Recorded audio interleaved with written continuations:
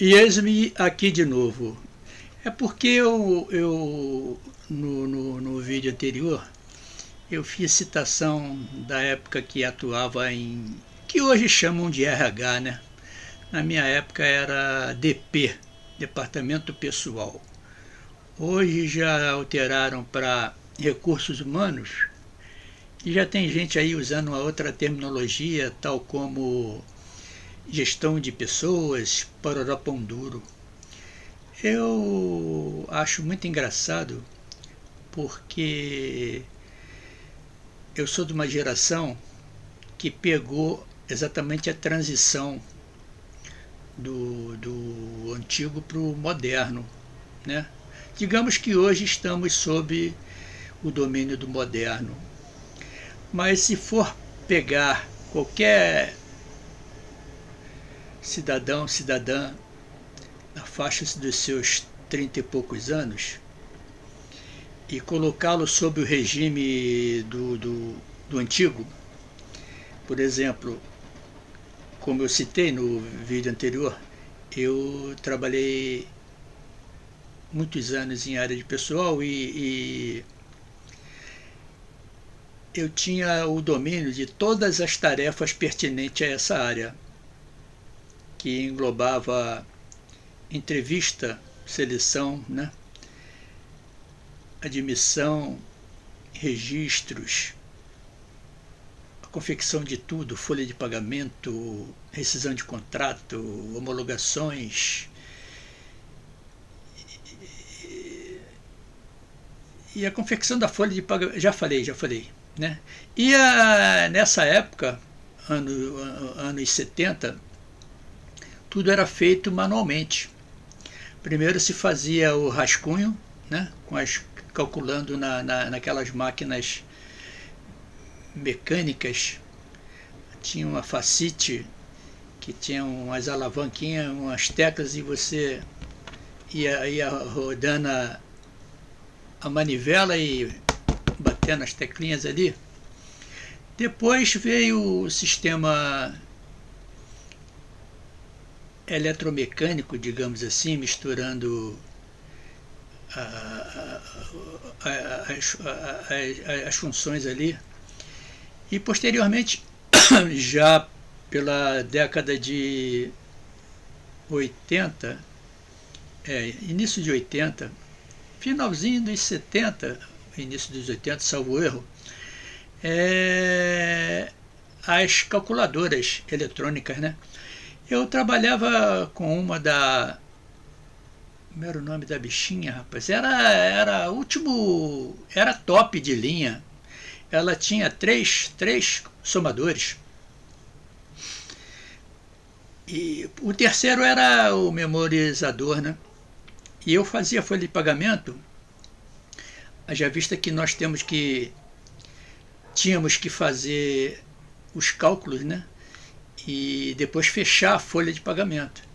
Ou seja, somar na vertical, na horizontal, e ela tinha que fechar exatamente os valores sem diferença alguma.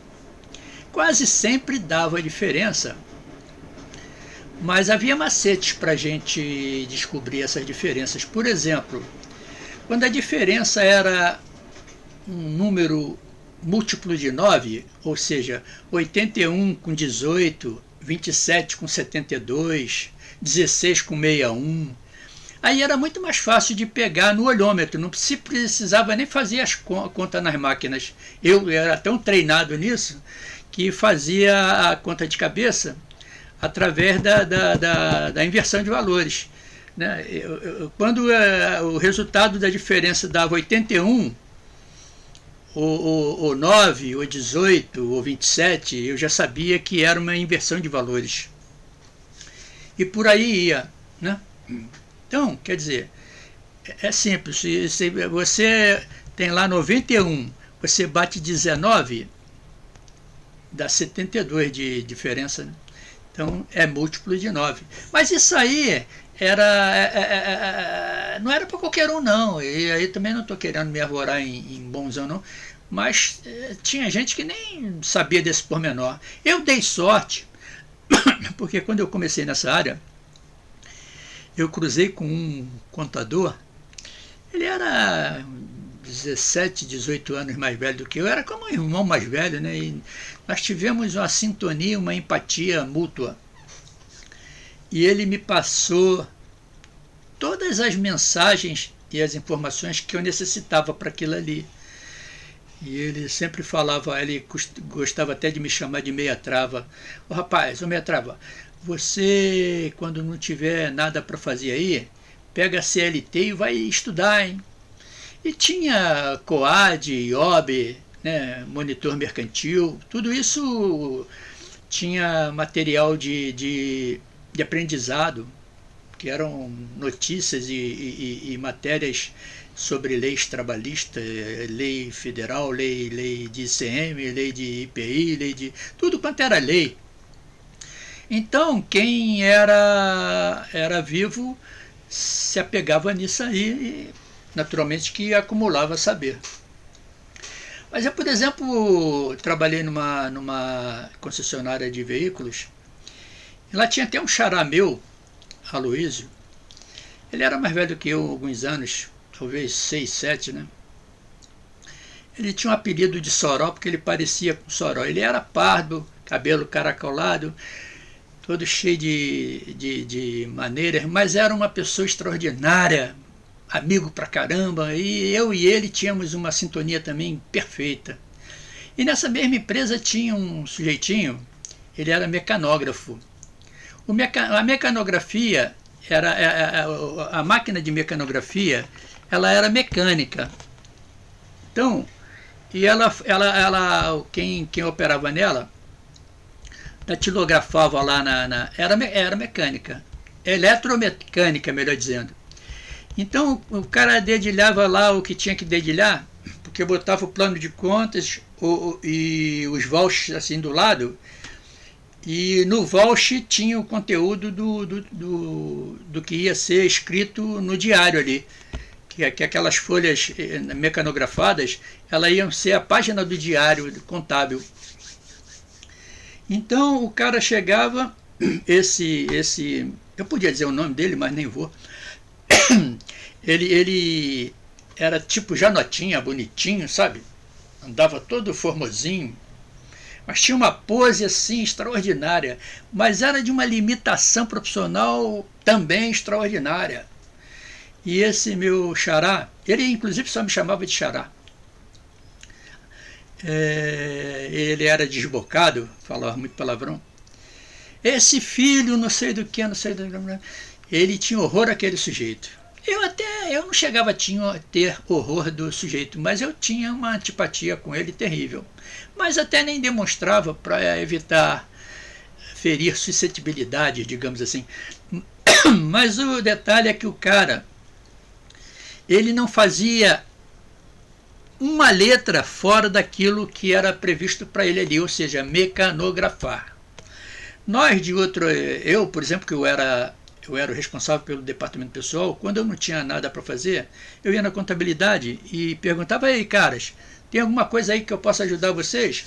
E fiz muita coisa lá. Não tanto profundamente, porque eu não era expert daquilo ali, apesar que me formei em contabilidade. Mas plano de conta ali, classificar um extra caixa, eu cansei de fazer. Conciliação e reconciliação bancária, isso também fiz muitas vezes para ajudar os caras, porque a gente era um grupo, uma turma boa, sabe? E isso é interessante porque eu não vejo isso aí hoje em dia.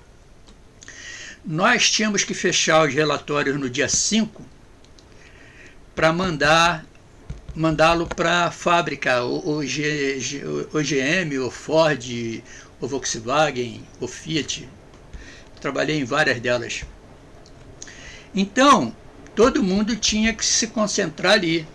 Mandava os resumos para a contabilidade para ser fechado ali o relatório contábil, como também o balanço, o balancete, né, para ter a posição de como o mês se deu, se foi bom, se foi ruim.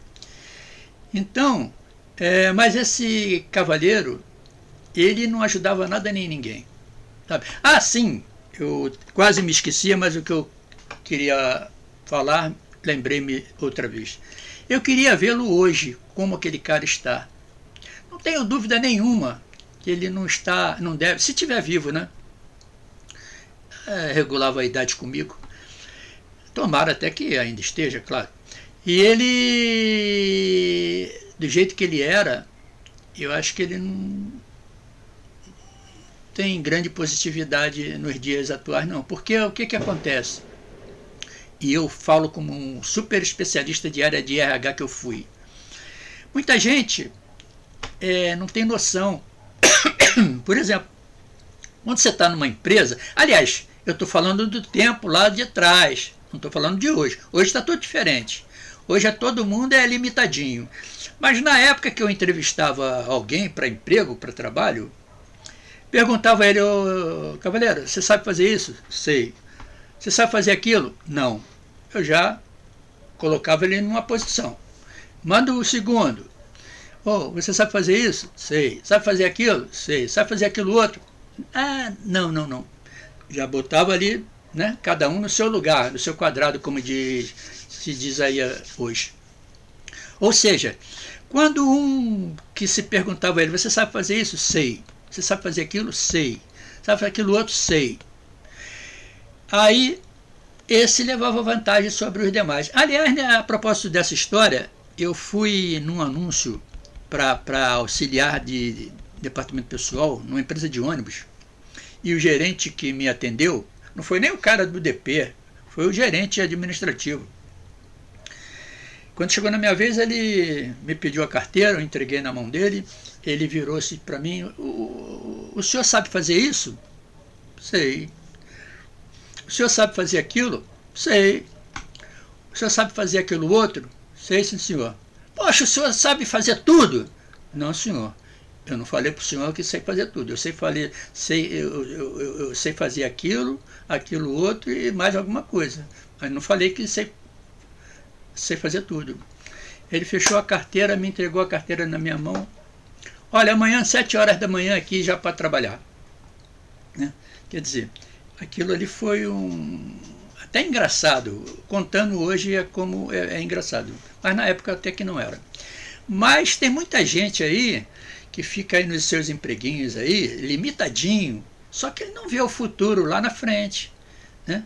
Um dia que entrar num hall de disputa com 10, 15, 20, como eu passei por isso. Chega uma época da nossa vida, a gente fica privilegiado porque adquire conhecimentos com outros colegas e tudo, e sempre indica um ou outro para a empresa. Ali está precisando de um chefe de DP, na época era isso. Então já ficava mais fácil. Mas eu, por 3 vezes, eu fui para o anúncio de jornal, sabe? Eu até eu tenho outro blog que ele se chama Contando as Minhas e Outras Histórias.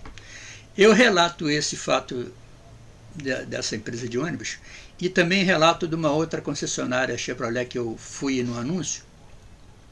Aqui, talvez, uma outra hora. Eu estou pensando seriamente em abrir um canal nesse tal de YouTube para contar essas histórias. Né? Também não estou querendo sucesso não, mas eu estou vendo tanta gente aí ganhar dinheiro com babaquice, digamos assim. O que eu estou falando aqui passa longe de babaquice. Isso aqui é um histórico de vida que tem um conteúdo pesadíssimo, sabe? Infelizmente poucos hoje têm e não tem nem noção disso que eu estou falando aqui. Né? E outra coisa, eu posso até falar o tempo inteiro, a maioria vai até achar babaquice, né? Não vai nem prestar atenção no que está sendo falado. O problema é dele, não é problema meu. Eu já percorri o meu caminho, né? Entendeu? Mas a vida é assim e não tem para onde correr. Mas eu sempre transmito para todos os jovens para que pensem exatamente no futuro. Rapaz, daqui a 30 anos, como é que você vai estar? Hoje você está inteirinho, bonito, formoso, mas e daqui a 30 anos? Também com relação ao conteúdo profissional. né? Quanto mais absorver, quanto mais acumular, diz a sabedoria popular que o saber não ocupa lugar. Então é bom que todos tenham essa informação. Tá bom? A garganta continua aqui me dando problema, porque no vídeo anterior eu tinha dito que ia dar uma resolvida, mas não fiz isso. Mas agora sim, vou fazer. Por hoje chega. Um abração a todos aí, até a próxima.